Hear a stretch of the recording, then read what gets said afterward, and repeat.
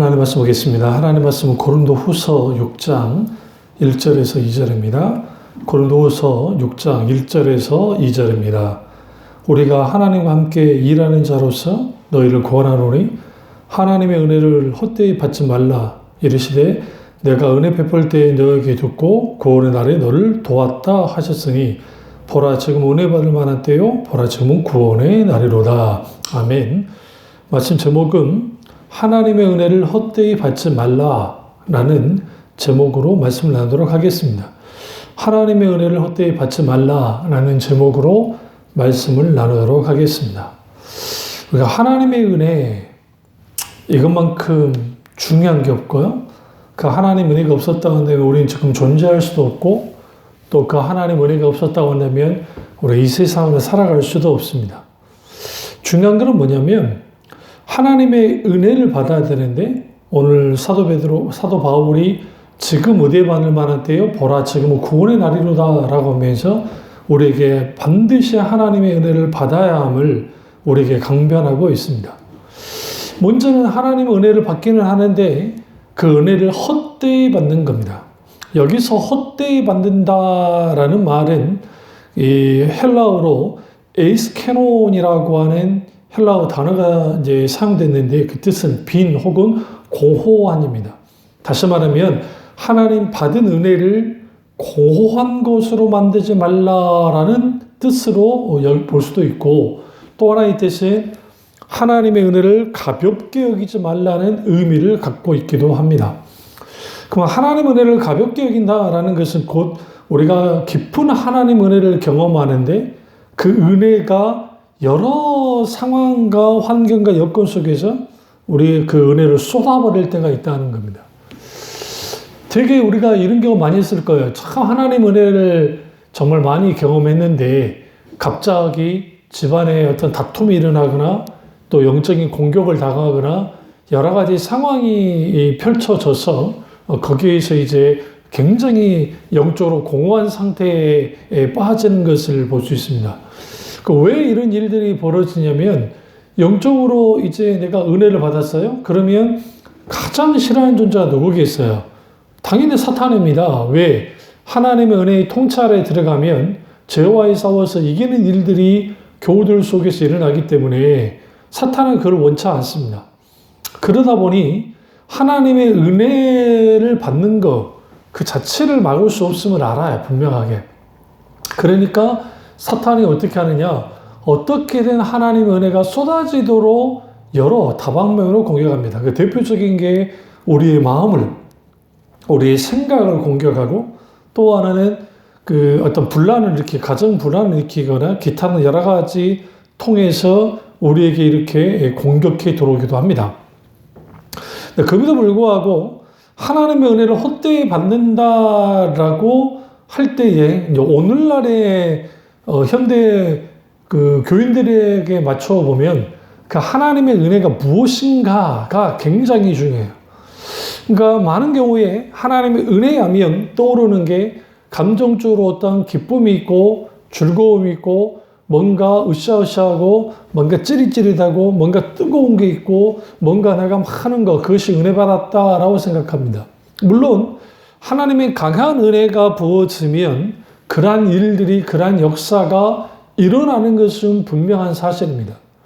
그럼에도 불구하고 우리가 한국교회 교인들이 많은 부분에서 은혜 받았다 할 때는 감정적인 요소에 많이 치우쳐 있습니다. 그래서 소위 설교를 듣다가 감동을 받거나 설교를 듣다가 뭔가 자기 마음이 와닿는 게 있으면 은혜 받았다라고 이제 그렇게 여기는 겁니다. 그러다 보니 이제는 교회의 예배와 또 설교가 사람들의 감정을 타깃으로 해서 감정에 호소하는 설교가 많아졌고 실제로 그렇게 감정에 호소하는 목사님들의 교회들이 굉장히 그런 목사님들의 설교가 굉장히 인기를 끄는 그런 것들을 볼 수 있습니다. 그래서 울렸다 웃겼다 하는 이런 것을 반복을 통해서 어떻게든 사람들이 거기에 이제 귀를 쫑긋 세우고 뭔가 기뻐하고 뭔가 즐거워하기를 원하는데 그러한 설교는 말 그대로 그냥 듣는 귀를 기뻐하게 하는 것 뿐이지 실제적으로 심령의 변화를 가져다 주느냐, 영적인 변화를 가져다 주느냐, 그렇지 못합니다. 그러다 보니 이게 이제 은혜에 대한 오해를 갖고 있는데, 성경에서 말하는 은혜는 크게 세 가지 의미를 갖고 있습니다. 하나는 하나님이 선물입니다. 그러니까 하나님께서 우리에게 주신 선물이기 때문에 하나님께부터 주어지는 것이에요. 근데 이제 소위 은혜 조장을 하는 경우가 있는데, 그 대표적인 게 이제 찬양 인도를 하거나 아니면 어떤 어마어마한 성가대를 세우고 아니면 엄청난 화려한 오케스트라, 그 다음에 분위기를 연출을 하고 여러 가지 인위적인 요소를 통해서 마치 그것이 하나님께로부터 오는 은혜인 양 그렇게 조장하는 것을 봅니다. 물론 그분들은 조장이라 하지 않고 이런 것들도 하나의 요소라고 생각하고 그렇게 하는 거예요.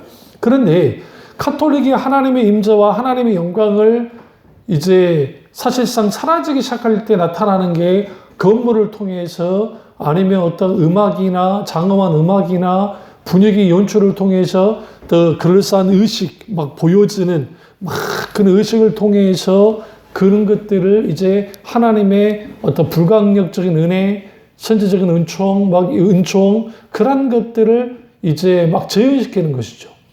물론 거기 하나는 막 교리적인 의미를 담기는 하지만 사실상 은혜는 하나님께로부터 주는 선물이에요. 성령이 하셔야 돼요. 그래서 놀라운 하나님의 역사와 은혜와 성령의 역사는 물이 위에서 밑으로 물을 흘러내리듯이 자연스러워야 돼요. 인위적인 것을 조장하면 안 되는 겁니다.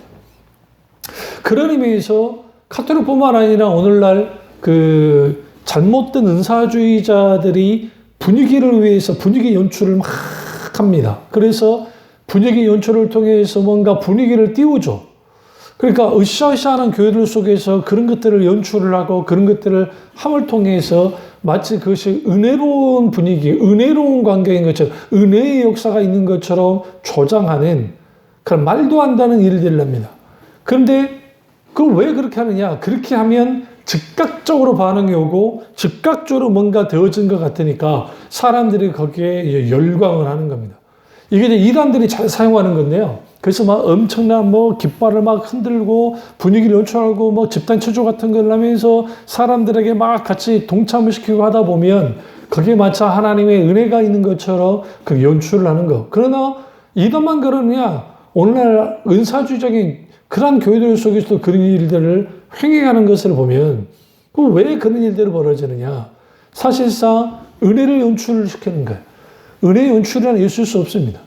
이게 가장 문제고 또 하나는 그 은혜는 하나님의 선물로서 주어지기 때문에 결국은 하나님이 주신 은혜는 말씀에 대한 반응, 인격적인 하나님의 말씀에 대한 반응, 우리의 총명의 지성의 하나님의 말씀이 우리 가운데 역사될 때 성령께서 조명하실 때 그 조명된 그 말씀을 깨달아 알게 되어지는 우리의 신앙의 정서, 감정 속에서 하나님 말씀에 대한 뜨거움이든 아니면 청망 속에서의 깨달음이든 회개함이든 그리고 그것이 의지적인 순종까지 나아가게 하는 게 성령께서 우리에게 하나님의 말씀을 통해 주시는 은혜인데 그게 아니라 소위 은혜적인 설교를 한다는 명목하에서 일대지 처음 스타트 어쨌든 들어가는 거니까 이게 이제 설교학의 기술로서 아주 그 예화를 사용하고 그 다음에 중간에 또 예화 하나를 사용하고 그 다음에 이제 마지막 세 번째는 임팩트를 날릴 수 있는 사람들에게 어떤 결단을 끌어낼 수 있는 예화를 사용함을 통해서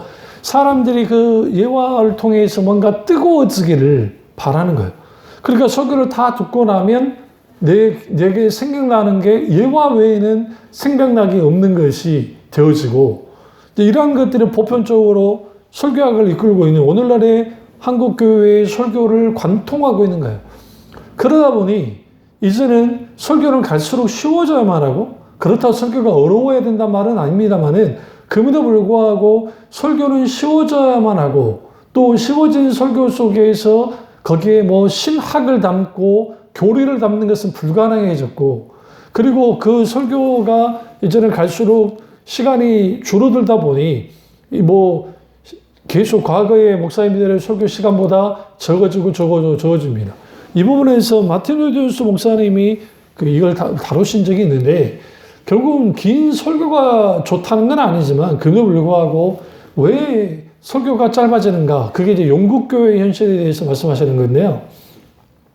그러니까 그 영국교회가 영적으로 이제는 그 문제가 생기자 가장 먼저 일어나는 게 설교 시간이 짧아지고 예배 시간이 줄어들기 시작했습니다. 그리고 거기에 궁극적으로 이제 다른 프로그램들이 많이 들어가기 시작했는데 그게 그 대표적인 게 순서지. 그러니까 소위 주보가 그때 등장한 거예요. 그러니까 로이드 목사님이 70년대에 돌아가셨으니까 그 전에 이제 그 세계대전 전후로 해서 또 50년 이후로 들여다보시면 그때 그 영국 교회가 그렇게 되면서 어느 날인가 이제는 순서를 따라가는 예배가 되기 시작했고 순서를 따라가는 예배 속에서 결국은 하나님께서 성령께서 역사하실 자리가 많은 부분에서 사라지기 시작했다라는 거예요. 왜 그러느냐?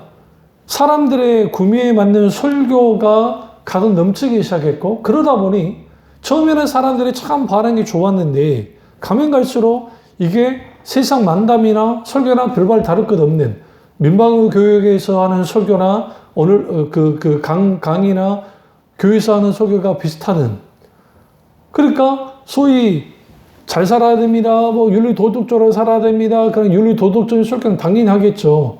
그러나 그 이상도 기하도 아닌 소위 하나님의 말씀의 복음의 진수들이 선포되지 않는다는 거예요. 왜? 그 이유는 뭐냐면 그런 설교는 따분하고 딱딱하고 잘 이해하지 못할 뿐만 아니라 잘 안 된다는 거죠.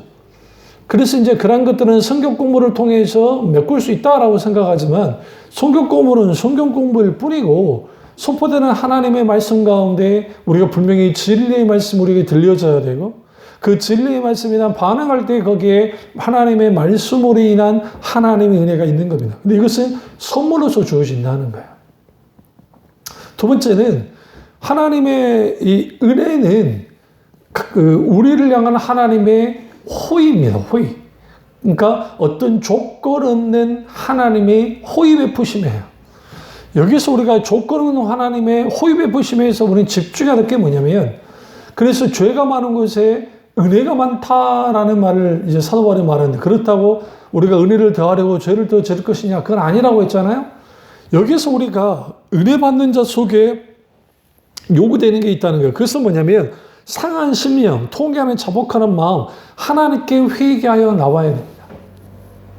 그리고 그 회개하여 나옴을 통해서 하나님께 우리는 무엇을 해야 되냐면 하나님 그분이 우리에게 마땅하게 하여 해 주셔야 될 것들. 그것은 결국은 우리에게 하나님께서 마땅히 아버지로서 우리를 키우시고 먹이시고 돌보시고 인도해 주시는데 그 모든 것들이 우리가 그러한 하나님의 어떤 호의를 받을 만해서 내가 자격이 있어서 받은 것이 아니라 정말 하나님 앞에 납작 엎드러지고 회개하고 돌이키는 자들 속에 하나님의 은혜가 차고 넘치는 것을 볼 수가 있습니다. 그렇다고 한다면 하나님의 은혜가 헛되어지지 않으려면 우리는 은혜를 조장하지 않고 은혜는 하나님의 선물로 주어지기 때문에 그 선물로서의 은혜, 값없이 주시는 그 선물로서의 은혜에 대해서 우리는 정말 그 가치를 알아야 돼요. 주님이 값없이 줬다고 해서 그 선물로 주는 은혜가 가치가 없는 게 아닙니다. 마치 이와 같습니다. 어떠한 엄청난 재벌이 어떤 조건 없이 우리에게 다이아몬드 100억짜리를 줬다고 가정합시다. 분명히 조건이 없어요. 내게 그냥 준 거예요. 내가 그걸 받았어요. 분명히 내가 그 사람에 더 돈을 주거나 뭐를 해서 받은 게 아니에요. 받았어요. 그러나 그 사람이 조건 없이 준 그 선물로서의 그 보석의 가치는 100억 그대로의 가치를 갖고 있는 것처럼 하나님이 주시는 우리에게 주시는 그 은혜의 가치, 값없이 주는 은혜라 할지라도 그 가치는 계산할 수 없을 만큼 가장 귀하고 좀 귀한 그런 가치를 갖고 있는 게 은혜라는 겁니다. 그래서 우리가 하나님 앞에 하나님께서 우리에게 이러한 호의를 주셨다, 베풀어 주시는 건데 그 호의 베푸심이 우리 되게 하는 거예요. 그러니까 사도 바울이 나이 다 된 것은 오직 하나님의 은혜라고 했던 것은 곧 하나님께서 계속적으로 은혜 베푸셨고 그 호의로서의 그 베푸신 크신 은혜가 사도 바울이 잘남으로 인해서 자기가 은혜 받을 만해서가 아니라 은혜 받을 만한 자격이 없는 자인 사도 바울 혹은 우리에게 주님이 조건 없이 우리에게 은혜 베푸심을 통해서 그 크신 하나님의 은혜가 나를 나되게 만드는 그 놀라운 하나님의 은혜가 있던 겁니다. 이게 은혜를 헛되이 받지 않는 자들 속에서 나타나는 열매들인 거예요. 그리고 세 번째로 하나님의 은혜는 뭐냐면 하나님의 도우시는 임재입니다. 이 말은 무슨 말이냐? 하나님의 도우시는 임재. 이것은 내가 어떤 하나님의 말씀을 가지고 내가 살아갈 만한 사람이 아닌데 하나님 은혜가 그렇게 살도록 우리를 이끌어 주시는 겁니다. 그러니까 나라는 사람은 이 사역을 감당할 수 없고 나라는 사람은 어떠한 그 정말 크신 하나님의 사랑과 은혜를 마음껏 누릴 수 없는 그러한 존재임에도 불구하고 하나님의 그 크신 은혜가 나로 하여금 그렇게 살아가도록 만들어주는 거예요. 다시 말하면 하나님 말씀대로 살고 싶은데 살아가지 못할 때가 내가 많았어요. 그런데 하나님의 은혜를 깊이 받으니까 그 하나님의 은혜 가운데 그 하나님의 선한 의지가 우리에게 발동되어져서 우리의 의지가 하나님의 말씀을 순종하는 것으로 나아가게 만들어주는 겁니다. 나라는 사람은 그러한 사역을, 나라는 사람은 그러한 순종을 할 수 없는 사람인데 하나님의 은혜가 그렇게 만들어주는 거. 그래서 하나님의 그 은혜를 하나님이 도우시는 임재라고 하는 겁니다. 앞서 말했듯이 하나님의 은혜는 선물입니다. 그 선물로서 주신 은혜가 있었기 때문에 우리가 의롭다 여김을 받았게 됐고 우리가 구원을 얻게 됩니다. 또 다른 차원 하나는 하나님의 조건 없는 호의. 그 호의 속에는 우리에게 요구되는 게 딱 하나. 회개하고 돌이키고 하나님께 항복하고 나아가는 것이고 하나님께 겸손한 자세로 나아가는 자에게 하나님은 한없는 호의를 베풀어 주십니다.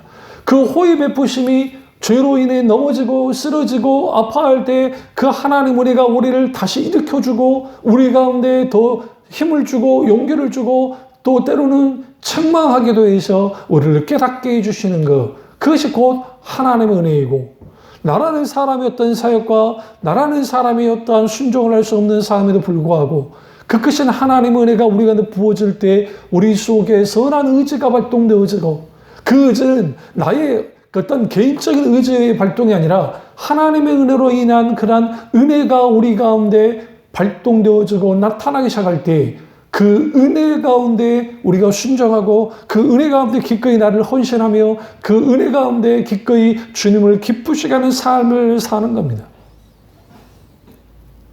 문제는 오늘날 은혜를 값싼 은혜로 바꾸었다는 겁니다. 그리고 솜사탕 같은 복음을 듣고 그리고 값싼 은혜 또 믿음 만능주의라고 하는 잘못된 형태의 이러한 신앙 형태가 나타났던 이유 중에 하나는 뭐냐면 은혜를 지극히 감정작용에만 맞춰두다 보니 감정작용, 그러니까 감정적인 설교를 듣고 그럼 감정적인 설교를 들으면 거기에서 실질적으로 그 하나님의 말씀으로 인한 믿음을 들으면서 들으면 그리스도의 말씀으로 말미암다고 했는데 그 말씀을 들을 때에 거기 믿음이 생성되냐는 거예요. 그렇지 않습니다. 왜 그렇지 않을까요? 감정 노릇만 하니까. 그러니까 은혜 받으라 과거에 분강사들이 할 때 분위기를 띄우는 거. 그 준비 찬송이라는 거. 준비 찬송이라는 건 말도 안 되지만 찬양 자체가 하나님께 예배인데. 그러니까 그렇게 분위기를 막 띄워요. 그럼 사람들이 막 분위기가 업이 되고 그렇게 설교를 해요. 거기에 막 웃겼다 울렸다 하면서 막 하면 사람들이 거기에 열광합니다. 정작 진리의 말씀, 십자가의 복음, 하나님 나라의 복음. 그 복음의 진수들은 뒤로 밀려나는. 그러니까 눈에 보이는 현상과 일어나는 것들에 되어지다 보니까 그 은혜 분위기, 그래서 은혜 톤이라는 게 생긴 거예요. 그래서 설교할 때도 주님이 우리에게 이 역사하셨습니다. 믿으시오라 아멘 하면서 막 목소리를 깔거나 아니면 또 찬양 인도할 때 도림벽 소리나 라 톤을 가지고 막 거기에 그 사람들을 막 휘어잡을 수 있는 그 톤으로 막 사람들에게 막 연설을 하고 아니면 막 어떤 멘트를 날려서 사람들의 그 마음을 막 끌어당기는 거죠. 그리고 거기에 나아가서 막 찬양을 하는 겁니다. 그러면 열광적인 분위기가 생성이 되는 것이죠. 그게 성령이 하시는 것이냐, 사람이 하시는 것이냐, 사람이 하는 거냐. 여기에 아주 치명적인 결과를 낳습니다. 왜 그러냐면, 그것이 학습되어지면 그 안에 성령의 역사가 있을 수도 있다는 건 분명히 인정을 합니다. 그럼에도 불구하고 학습되어지면 이제는 그런 분위기를 연출시키는 거예요. 그 분위기에 따라서 사람들이, 그러니까 어느 시점에는 분위기 취하는 거예요. 세상 가수들도 사람들의 마음을 훔친다고 그러잖아요. 가사로, 노래로, 아니면 곡으로. 그러니까 그렇듯이 사람들의 마음을 훔쳐서 사람들에게 거기에 막 그렇게 하도록 만들어주는 거예요. 그러다 보면 그게 은혜인 양 생각을 해요. 그래서 막 뭐 찬양이든 또 설교든 어떤 감정에 맞춰져 있는 찬양이든 감정에 맞춰져 있는 그런 설교든 그런 것들을 듣고 그러면 거기에 감정적인 반응을 했으면 나는 은혜 받은 거라 생각하는 거예요. 그러나 그건 그때뿐이고 교회 문을 열고 나가면은 그 모든 걸 그 즉시 쏟아버리는 거예요.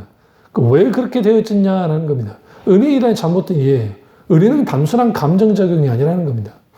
은혜는 인격체신 하나님에 대한 반응이에요.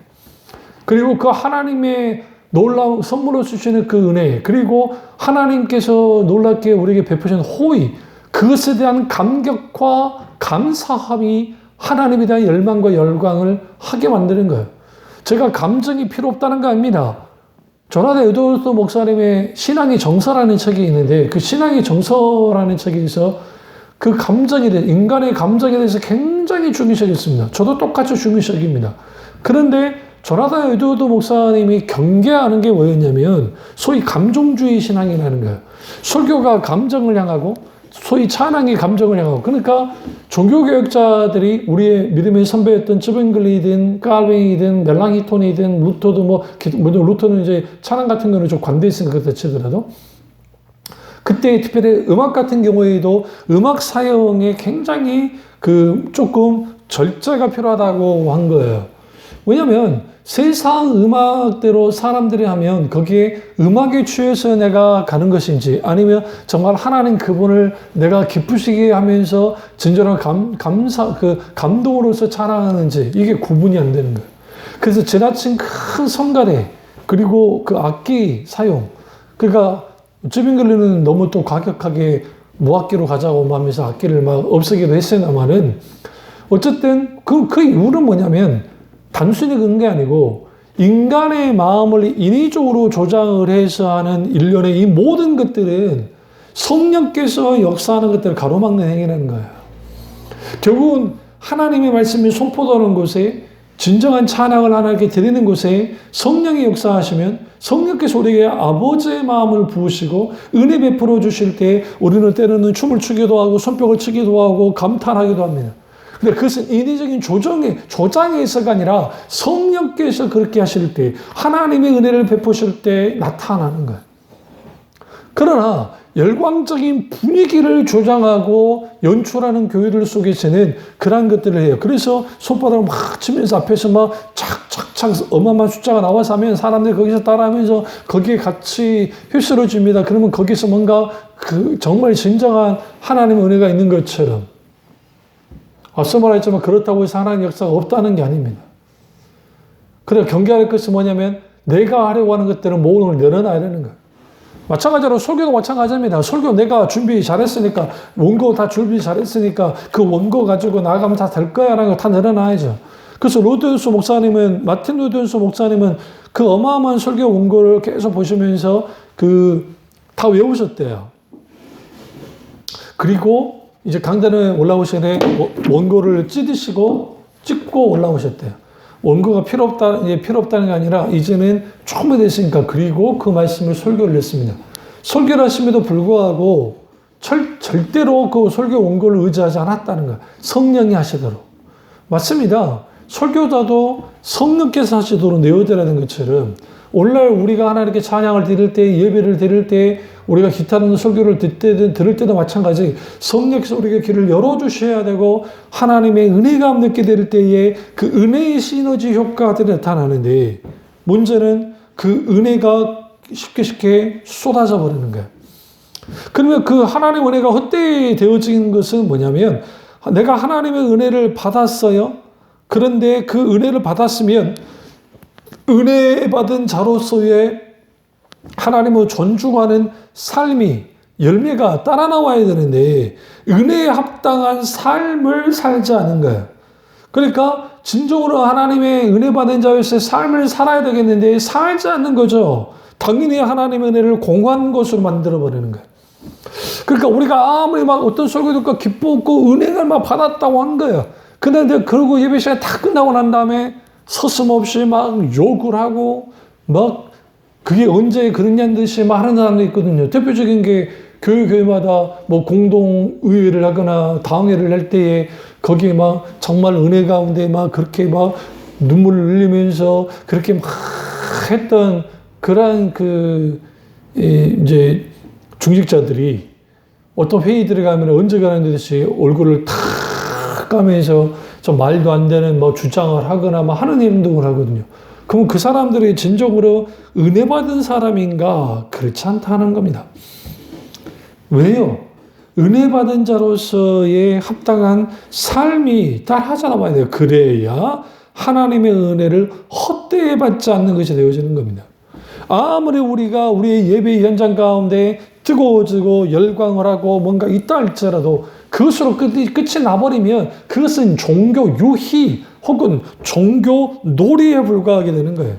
그래서 사도 바울이 지금 구원의 때이고 지금 은혜의 때라고 강조하면서 하나님의 은혜를 우리는 사모하고 그 은혜를 우리 가운데 온전히 누리고 그 은혜 가운데 우리는 온전하게 나아갈 필요가 있고 하나님의 구원을 우리는 구원의 때이기 때문에 지금이 바로 구원의 문이 활짝 열리는 때이고 지금이 바로 은혜의 시간이기 때문에 그 은혜를 반드시 받아야 하고 그 은혜가 우리 가운데 차고 넘치도록 우리는 늘 은혜 가운데 살아가야 된다라는 거예요. 그리고 여기 뭐 보라 은혜 받으면 할 때 이 감탄사를 사용할 때는 그 헬라어나 히브리어나 감탄사는 정말 중요할 때 정말 이게 정말 뭐라고 합니까? 진정으로 가치 있고 가치 있을 때 강조를 할 때 사용되는 겁니다. 그래서 우리는 하나님의 은혜는 어쩌다 한번 받는 것, 어떤 큰 집회에 받는 것 그게 아니고 일상의 삶 속에서도 하나님을 묵상할 때에 주어지고 하나님 말씀을 읽다가도 기도하다가도 순간의 기도이든 삶의 현장 속에서 하는 것이든 거기에서 하나님의 은혜를 누려야 하는 거예요. 왜 우리가 죄와의 싸움에서 질까요? 계속적으로 죄와의 싸움에서 계속 뒤로 밀려날까요? 그것은 존 목사님이 말씀했던 것처럼 하나님의 은혜 아래 있지 않기 때문에 그렇습니다. 결국은 죄와의 싸움을 이길 수 있는 것은 우리의 용기나 우리의 어떤 의지나 우리의 어떤 힘으로 가능하지 않습니다. 오히려 하나님의 은혜가 우리 가운데 강하게 부어질 때 이것을 신학적인 표현으로 하나님의 은혜의 현재적인 통치 안에 들어가는 자들은 그 하나님의 은혜가 아까 말씀드렸죠. 그 하나님의 은혜는 선물이고 하나님의 은혜는 하나님의 우리를 향한 한없는 호의 베푸심이고 또 하나님의 은혜는 우리를 도우시는 하나님의 임재이기 때문에 그 하나님의 은혜가 우리 가운데 부어질 때 그 은혜가 우리에게 선한 의지를 발동시키고 우리는 하나님의 은혜만을 의지하여 기꺼이 피 흘리기까지 죄와 싸우고 궁극적으로 승리하게 된다라는 겁니다. 그래서 우리는 하나님의 은혜를 헛되이 받지 않아야 돼요. 그 은혜가 우리 가운데 진정한 은혜 받는 자로서 분명하게 살아가야만 합니다. 여기서 우리에게 반드시 요구된 게 있어요. 그것은 뭐냐면 은혜의 가치를 분명하게 알아야 된다는 거예요. 그 은혜는 우리를 향한 초초에 주신 은혜이고 구원의 은혜이고 사명의 은혜이기도 하고 그리고 그 하나님의 은혜가 우리를 어떻게 해요? 진정으로 나를 나되게 만드는 것뿐만 아니라 또 하나 우리에게 요구된 게 뭐냐면 우리는 늘 하나님의 은혜를 사모해야만 합니다. 하나님 은혜 없이는 살 수 없습니다 라고 우리는 말은 하지만 정작 하나님 은혜 없이 살아갈 때가 너무 많습니다. 그래서 우리에게 필요한 게 하나님의 은혜입니다. 하나님이 내게 은혜 베풀어 주옵소서. 주님의 은혜 없이는 숨 쉴 수조차도 없음을 주님 압니다. 그러니까 주님 숨 쉬는 순간마다 그 순간순간에 주님이 내게 은혜 베풀어 주십시오라고 우리는 기도해야 돼요. 그래서 지금은 은혜 받을 만한 때에 할 때에 그 영어 성경에서 뭐라고 되어 있냐면 just now라고 되어 있어요. 그 이 just now라 말은 이 영어 단어는 뭐냐면 숨을 쉬는 그 순간에도 우리에게 지금 뭐 해야 돼요? 은혜를 받아야 된다라는 겁니다. 그래서 우리는 그 하나님의 은혜가 계속적으로 은혜 가운데 나아가야 되고 그 하나님의 은혜의 사모함이 우리 가운데 차고 넘쳐야 돼요. 그러니까 은혜는 영적으로 부익부 빈익빈의 현상이 영적으로 나타나는 그게 뭐냐면 은혜를 사모하는 자들, 은혜를 더 원하는 자들 속에서 그 하나님 은혜가 부어주는 거예요. 그래서 종교개혁자 마틴 루터 목사님이 은혜는 지나가는 소나비와 같다라고 말한 적이 있어요. 그러니까 소나기가 갑자기 쏟아지듯이 하나님 은혜가 순식간으로 주어질 때가 있다라는 겁니다. 그렇다고 한다면 그 하나님의 은혜를 받을 준비를 해야 돼요.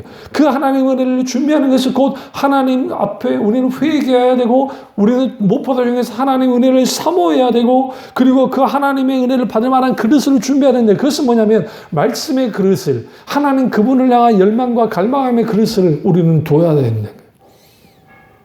그럴 때에 은혜를 사모하는 자들에게 하나님이 찾아오셔서 만나주시고 그리고 우리에게 더 중요한 것은 주님의 은혜를 사모하는 그 마음이 열려 있어야 돼요.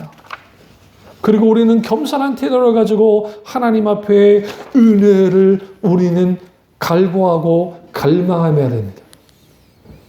당연히 하나님의 은혜를 받는 자들의 삶 속에는 하나님께 대한 감사가 넘칠 수밖에 없고 그래서 우리는 명심해야 돼요. 하나님 은혜를 헛되이 받지 않아야 된다. 하나님 은혜를 헛되이 받는다는 것은 곧 하나님 은혜를 쏟아버리는 것을 말하고 또 하나는 우리가 하나님의 은혜를 헛되이 받는다는 것은 은혜에 의한 삶을 살지 못하기 때문에 헛되이 받는 것이 되어진 거고 그리고 세 번째는 하나님의 은혜가 하나의 감정작용으로 끝나버리는 종교적인 유의로 끝나는 것이 아니라 그 은혜가 우리 가운데 있게 될 때에 그 하나님의 은혜가 주장하는 삶 주장하는 것들 그것은 결국은 하나님의 은혜만을 사모하며 살아가기 시작할 때 그런 자들에게 하나님의 은혜가 주어지고 하나님의 은혜를 헛되이 받지 않습니다. 이 사실을 깨닫고 하나님의 은혜를 사모하고 하나님의 은혜에 의한 삶을 사는 우리 교우들 되시기를 주님의 이름으로 축원합니다. 기도하겠습니다. 사랑의 주님 역사해 주 은혜의 주님 우리가 하나님의 은혜를 누리며 살기 원하오니 성령께서 우리 가운데 은혜 베풀어 주시고 우리가 하나님의 은혜를 헛되이 받지 않고 공허한 곳으로 쏟아버리지 않고 그 하나님의 은혜를 우리가 마음껏 누리며 살아가는 교우들 될 수 있도록 은혜 베풀어 주시옵소서. 주님만의 홀론과 받기 원하고 예수님의 이름으로 기도드립니다. 아멘.